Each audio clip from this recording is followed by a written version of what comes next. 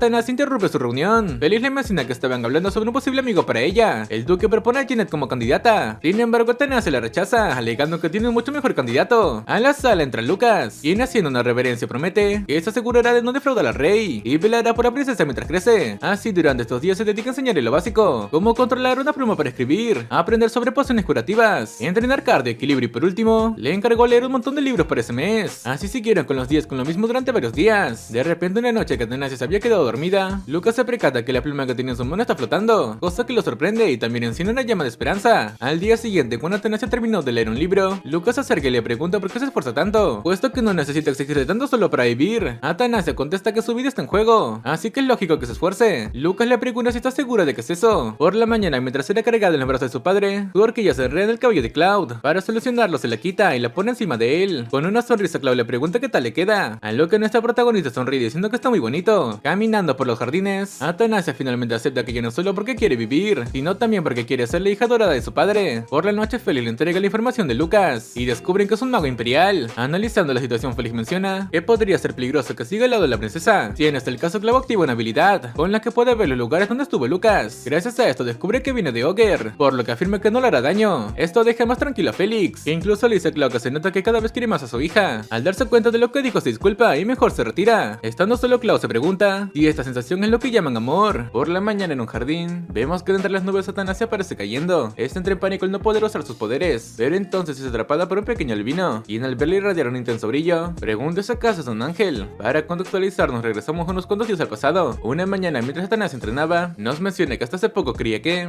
sin importar de qué se tratara, podría lograrlo si se esforzaba. Sin embargo, terminó dándose cuenta que estaba equivocada. Así la vemos reclamarle a Lucas por ser un irresponsable al enseñarle bien magia. El pelinegro, bien cómodo tomando su té, le pregunta si acaso quiere que le enseñe cada mínimo detalle. Tanasia aclara que no, pero le pide que recuerde que es una principiante, así que necesita que lo haga más sencillo. Y en este caso, Lucas le comienza a explicar que la magia consiste en usar su maná para poner a trabajar los elementos necesarios, pero para eso, primero debe aprender a llevarse bien con ellos por sí sola. Esto molesta a Tanasia, quien dándole un puñetazo le grita que no diga cosas que no entiende. Luego de esto la vemos entrenar constantemente, pero al final todo sale mal. De esto se burla Lucas, quien entre risas le dice que realmente tiene un don, pero para las cosas equivocadas. Tanasia se cansa de sus burlas y le exige que le enseñe como corresponde. Ya dejándose de bromas, Lucas le menciona que el maná viene de nacimiento y que cada persona lo usa de forma distinta. Le da un ejemplo: chasqueando los dedos utiliza su magia para acomodar las almohadas y servir el té. Hecho esto, le comenta que así es como él usa la magia, por lo que deberá encontrar esa forma por sí mismo, nunca mejorará. Esto confundió más a la pobre Tanasia, la cual le preguntó si acaso no le iba a enseñar ningún truco. Lucas contesta que por supuesto, pues en realidad debe dominarlo por sí misma. Tanasia reclama diciendo que es demasiado vago y que necesita algo concreto. Entre risas, Lucas le pregunta si acaso está admitiendo que es tonta. Esto hiere el orgullo de Tanasia, y al final decide intentarlo. De esta manera la vemos sentada intentando mejorar su control, pero todo eso frente a su padre, y le pregunta si acaso está peleando contra esa granada. Tanasia contesta que no, que solamente está hablando con ella para que se parta sola. Esto hace reír a Félix, cosa que molesta a Lucas. El buen padre le dice a su hija que si le cuesta mucho, no tiene que sobreexigirse, pues ya pensará en otro método para solucionarlo de sus poderes. Aunque esto le alegra, Tanasia contesta con entusiasmo que no es necesario, puesto que lo intentará por sí misma. De esta manera la vemos estudiando, pero se termina aburriendo y suelta el libro. Le reclama a Lucas por su método de enseñanza, a lo que Lucas contesta que así se aprendía la magia hace 400 años. Al escucharlo decir esto, Tanasia trae en cuenta que él ya lleva viviendo muchos años. Al acercarse a él le deja en claro que no confía para nada. Después de todo, no sabe dónde nació, cuál es su nombre completo ni qué solía ser. Tan indiferente como siempre, Lucas le contesta que él es un gran mago y listo. Esto molesta a Tanasia, quien harto de su indiferencia le dice que de haber sabido lo molesto que era, habría llamado al hijo de Don Blanquito, pues de seguro es mucho más considerado y menos arrogante que él. Tras escuchar todo esto, Lucas se enfada. Acercándose le dice que por lo visto usted muere de ganas de ser amiga del hijo de ese tipo, y si tanto lo quiere lo mandará hasta ese lugar. De esta manera lo vemos conjurar un hechizo, y de un momento a otro Tanasia se teletransporta al cielo. Así regresamos a la escena del comienzo y cómo conoce a Ezequiel, el hijo del duque Alpheus. Al tenerlo de frente la prota se pone en alerta, justo cuando pensaban que no podía revelarle su identidad. Ezequiel le pregunta si de verdad es un ángel. Esto le da una idea a Tanasia, quien confirma ser un ángel, pero ahí es que Ezequiel se percata el color de sus ojos, pues esa mirada solo la posee la familia imperial, deduciendo así que es la princesa Tanasia. Sin embargo, al verla tan nerviosa decide ocultar que sabe la verdad. De esta manera decide continuar con la conversación, preguntando el motivo de que cayera del cielo, pero en eso escucha a su padre llamarlo. Al encontrarlo le pregunta qué hace solo en este lugar, a lo que Ezequiel contesta que solo estaba pensando. Detrás de los arbustos vemos a Tanasia, escondida espiando y diciendo que verlos juntos son como dos gotas de agua. En eso escucha al duque preguntarle a su hijo si acaso hay algo de ir a estudiar a Irlanda que no lo satisface. Ezequiel contesta que no es eso, sino que le preocupa a Janet, pues no para de llorar porque no quiere que se vaya. Actuando con indiferencia, el viejo le sugiere no prestarle tanta atención a los caprichos de ella y mejor pensar en la prosperidad de la familia. Esto ocasiona que el rostro del pequeño Ezequiel se torne algo desanimado. En eso su padre agrega que su plan principal era hacerlo compañero de estudios de la princesa, pues en caso de haberse congraciado con ella, no tendría que irse al extranjero. Sin embargo, no sabe por qué la princesa lo ve como su enemigo. En su mente Tanasia contesta que es porque sabía cuál era su objetivo. En eso Ezequiel le dice a su padre que la princesa tiene derecho a elegir y no pueden obligarla. El duque acepta que tiene razón. De este modo le pregunta si ya terminó de empacar, ya que partirá muy pronto. Ante esto Ezequiel se arma de valor y confronta a su padre, diciéndole que también puede estudiar en Novelia, así que le pide que reconsidere su viaje a Irlanda. El duque se voltea y le deja en claro que, si quiere que todo sea a su manera, deberá adquirir habilidades que se lo permitan. Dicho esto se va. Al estar solo Tanasia sale a su escondite y le pregunta si se encuentra bien. Ezequiel contesta que sí, pero se ve algo decaído. La prota aclara que no fue su intención escucharlos, sin embargo no tuvo opción. Ezequiel la tranquiliza diciendo que no era nada que no pudiera saber, pero al decir esto Tanasia nota cómo está temblando, así que para intentar animarlo, le dice que puede contarle sus problemas a ella que es un ángel. Algo apenado Ezequiel acepta. De este modo los vemos sentados, y el pequeño albino le pregunta si ella no se siente presionada por su familia. Tanasia contesta que sí. Ezequiel también se sincera, y le cuenta que se enorgullece al ser el heredero de su familia, pero eso implica que no puede optar por su cuenta. Incluso llega a preguntarse por qué está vivo, aparte que se cansó de las elucubraciones de su padre. Al escucharlo decir todo esto, Tanasia se pone a pensar en el maduro que es, pese a tener su misma edad. Recuerda como en sus sueños, Ezequiel siempre estaba junto a su padre, pero ahora entiende que todo este tiempo él era alguien diferente. En un intento de motivarlo, le aconseja terminar sus estudios cuanto antes, y así restregar en la cara a su padre lo talentoso que es. Ezequiel se ríe al escucharle decir esto, cosa que molesta a Tanasia, pero el pequeño albino se disculpa, y aclara que le causó gracia porque tiene toda la razón, pues sabe perfectamente que las luchas de poder entre nobles nunca acabarán, y su padre le está entrenando para que sea capaz de enfrentarlas. Reconoce que su padre parece frío, sin embargo su forma de expresar afecto, y como heredero de los Alpheus, debe cumplir con sus expectativas. De pronto se percata de algo, y cuando Tanasia le dice que es alguien muy fuerte, una luz roja aparece en el suelo y se la lleva. Ezequiel intenta sujetarla, no obstante no logra alcanzarla. De esta manera vemos a Tanasia regresar a casa. Lucas, quien leyó un libro, le dice que por lo visto se estuvo divirtiendo tanto que a este paso habría acabado cenando en la mansión del duque. En completo silencio Tanasia se levanta, y llena de ira le mete un puñetazo. Lucas, haciéndose loco, le pregunta el motivo de que lo hiciera, a lo que Tanasia le reclama por hacer con ella lo que le dio la gana. Lucas le recuerda que ella quería ser amiga del hijo de Blanquito, así que hizo lo que quería. Esto molesta aún más a la prota, la cual lo llama egoísta y le echa en cara al mal profesor que es. Además que ahora se fue sin despedirse y no sabe lo que pensará de ella. Viendo que eso es lo que le preocupa, Lucas se dispone a enviarla de vuelta, pero Tanasia lo detiene gritándole que deje de complicar las cosas y que le escuche cuando le habla. Las sirvientas que andaba regando las plantas de que llegó ese pequeño mago, la princesa estaba muy animada, tal y como si fueran buenos amigos. Luego de eso Tanasia sale del palacio bastante malhumorada. Lily llega a verla y cuando le pregunta dónde va no recibe respuesta. Por la noche la prota se encuentra sentada frente al río, pensando en que todavía no puede usar sus poderes. Mientras andaba metida en sus pensamientos, la voz de su madre la llama. De inmediato se pone a buscarla, y al ver el reflejo del lago observa la figura de su madre. La prota se siente y le pregunta si de verdad no hay nada que pueda hacer. Aquella voz la reconforta diciendo que ha trabajado muy duro y que no importa que no pueda usar magia. De pronto aquella voz toma forma y extiende sus brazos a forma de abrazo.